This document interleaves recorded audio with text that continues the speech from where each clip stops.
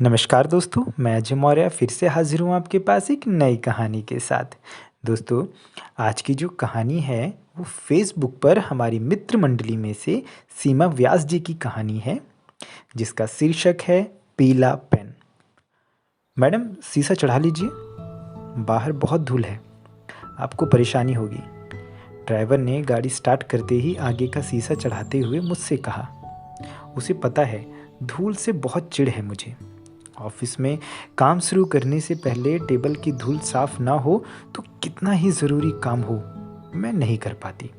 सबसे पहले टेबल की दराज से कपड़ा निकालकर अपने हाथों से साफ करती हूँ, और मेरी इस आदत से अब तक सभी परिचित हो चुके हैं। इसलिए ड्राइवर ने सामने धूल देखते ही मुझे आगाह किया।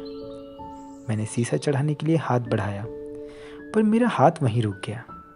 हर बार तो मैं धूल भीतर आने के पहले ही शीशा चढ़ा लेती थी। 2-4 कणों को भी भीतर आने की इजाज़त नहीं थी।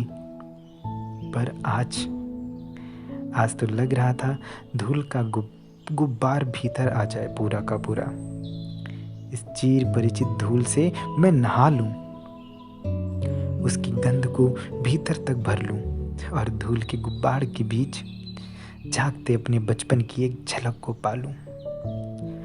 पूरे 25 साल बाद मैं एक बार फिर उस कस्बे में जा रही थी जहां मेरा बचपन और उससे जुड़ी अनेकों यादें बिखरी पड़ी थी। सरकारी काम तो किस्मत से एक माध्यम भर बना। मेरा मन तो अपने कस्बे की उन कच्ची पक्की सड़कों को देखना चाह रहा था जिन पर मैंने चलना सीखा। उन टूटी दीवारों का दीदार करना चाह रहा था जो हमारे छुपन छुपाई खेल में मददगार होती थी। पुरानी इमारतों, चबूतरों, बिजली के खंभों को निहारने को आतुर था जो मेरे स्कूल के रास्ते की निशानियां थीं। अपने जेहन में बसे पीपल के पेड़ के हर पत्ते को छूना चाह रहा था, जिसके नीचे बैठकर मैंने सबक याद किए थे, और पीपल के पड़ोसी आम के नीचे लाल चींटियों के काटने की पीड़ा भी सही थी। उन अनमोल पलों को याद करना चाह रहा था जो मेरे और सिर्फ मेरे जेहन में बसे थे। शीशा ऊपर करने के बटन पर हाथ धरे मैं सोच ही रही थी कि मोड़ पर गाड़ी के सामने अचानक एक साइकिल आ गई। ड्राइवर ने तेजी से ब्रेक लगाया। चू की तेज आवाज से पूरा ट्रैफिक रुक गया। गली और सड़क के उस मोड़ को देखते ही मेरा दिल तेजी से धड़कने लगा। बिल्कुल कान के पास धड़कने की आवाज आने लगी। इतनी तेजी से लगा कहीं दिल अभी के अभी बाहर ना आ जाए। इसी तरह बिल्कुल इसी जगह पर कई सालों पहले भी धड़का था मेरा दिल। उस दिन भी इसी मोड़ पर एक साइकिल आकर रुकी थी, ठीक मेरे कदमों के सामने।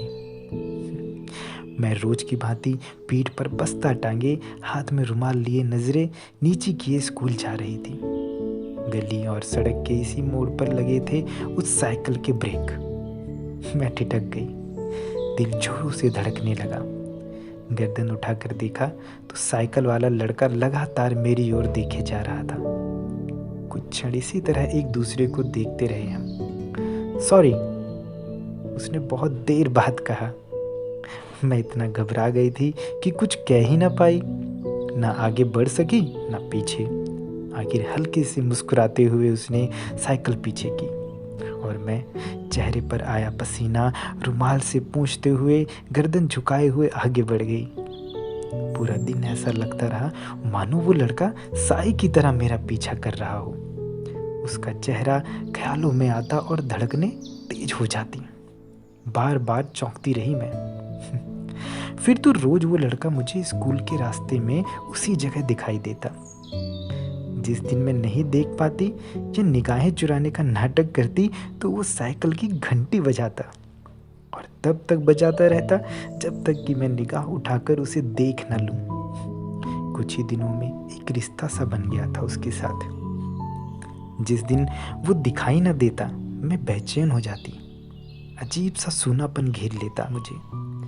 खाली खाली सा लगता चारों ओर। सहेलियां पूछती, कुछ गुम हो गया है क्या तेरा? और मैं हूँ कह देती। इसके आगे कहती भी क्या? जो गुम था उसके बारे में कैसे बताती? वैसे भी मैं इतना कम बोलती थी कि कोई लड़की मुझसे बात करना पसंद ही नहीं करती थी। मुझे भी खुद में खोए रहना ही अच्छा लगता था। मैं बातें तो करती थी पर केवल खुद से। एक दिन स्कूल से आते वक्त मैं अपनी सहेली के साथ रास्ते की स्टेशनरी की दुकान पर गई। उसे पेन खरीदना था। वो बॉक्स में से पेन देखने लगी। मुझे भी एक पेन बहुत पसंद आया, पीले रंग का था। उसकी लिखावट बहुत ही सुंदर थी। मैंने तुरंत ही वो पेन ले लिया। जब पेन के पैसे देने काउंटर की ओर बढ़ी तो देखा वही लड़का सामने हाथ फैलाए मुस्कुरा रहा था। मैं ठगी सी रह गई, हाथ कांपने लगे। मेरी सहेली ने कहा, अरे पैसे देना, मुफ्त में पेन लेने का इरादा है क्या? और मैंने घबराकर मुट्ठी में बंधे सारे पैसे उस लड़के के हाथ में थमा दिए। रास्ते भर पता नहीं कहाँ खोई रही। स्कूल में भी पढ़ने में जरा भी मन नहीं लग रहा था। घर आकर बार बार उस पेन को देखती रही। जब भी देखती दिल की धड़कन अपने आप बढ़ जाती। अपने नाम के अलावा और कुछ न लिख पाई उस पेन से। अगले दिन वो लड़का मुझे रास्ते में नहीं, उसी स्टेशनरी की दुकान के सामने खड़ा मिला। एक नया बदलाव दिखाई दिया उसमें।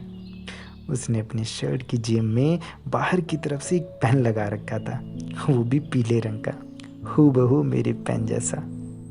मुझे उसका ये अनोखा अंदाज बहुत पसंद आया। पेन देखकर मैं पहली बार हौले से मुस्कुरा दी। फिर तो शर्ट में बाहर की ओर से पेन लगाना उसकी आदत में शुमार सा हो गया। यह सिलसिला कई दिनों तक चलता रहा। स्कूल के रास्ते में मिलना, सबकी नजरें चुराकर नजरें मिलाना और मौका मिले तो हौले से मुस्कुरा देना, बस इतने में ही लगता मानो सारा जहां जीत लिया हो। उतावलेपन में कई बार तो छुट्टी के दिन भी मैं स्कूल के लिए तैयार होने लगती। माँ टोकती तो मुझे खुद पर ही हंसी आ जाती थी। एक दो बार जब हम मिले तो आसपास कोई भी ना था। मौका मिलने पर भी हम दोनों में से किसी ने बोलने की पहल नहीं की। बस देखा और हौले से मुस्कुरा दिए। अब तक हम एक दूसरे का नाम भी नहीं जान पाए थे, पर लगता था जैसे बरसों से जानते हैं। हमारी खामोशी ही शायद सब कुछ बयां कर देती थी। वो नहीं जानता था कि मैंने अकेले में उससे कितनी बातें की और मैं कभी नहीं जान पाई कि वो मुझसे क्या बातें करता है। बस नजरें मिलती तो लगता उसने सारी बातें कह दी और मैंने सारी बातें सुन ली। मैंने अपने आप को कछुए की मानित कर लिया, अपने आप में खोया हुआ, अपने आप में सिमटा हुआ। सिर्फ ज़रूरत के समय थोड़ा बहुत बोलना बहुत भाने लगी थी मुझे अपनी ज़िंदगी। चुप रहना और उसकी यादों में खोए रहना। तभी एकाएक पापा के प्रमोशन के साथ तबादले का समाचार आया। कस्बे से शहर तबादला हो जाने की खबर पाकर सभी बहुत खुश थे और मैं तो हतप्रभ सी रह गई थी। अब क्या होगा? दोस्तों, कैसी लगी आपको कहानी? क्या ये उस शख्स से अपनी बातें कह पाएंगी या वो इनसे अपनी बातें कह पाएगा? क्या होता है जब इतने दिनों बाद ये उस गांव की तरफ अपने वापस आती हैं, तो क्या उससे मुलाकात होती है? तो दोस्तों, ये जानेंगे हम कहानी के अगले भाग में। तब तक आप लोग इंतज़ार करिए। और अगर आप लोग लिखने के शौकीन हैं तो हमें अपनी कहानी लिख भेजिए, हम आपकी कहानी ज़रूर सुनाएंगे। मेरी मेल आईडी है ajaymaurya2512@gmail.com। तो आप जल्दी से अपनी कोई अच्छी सी कहानी लिखकर हमें ज़रूर सेंड करिए और हम यहाँ पर ज़रूर आपकी कहानी को ज़रूर सुनाएंगे। तब तक के लिए दोस्तों, धन्यवाद।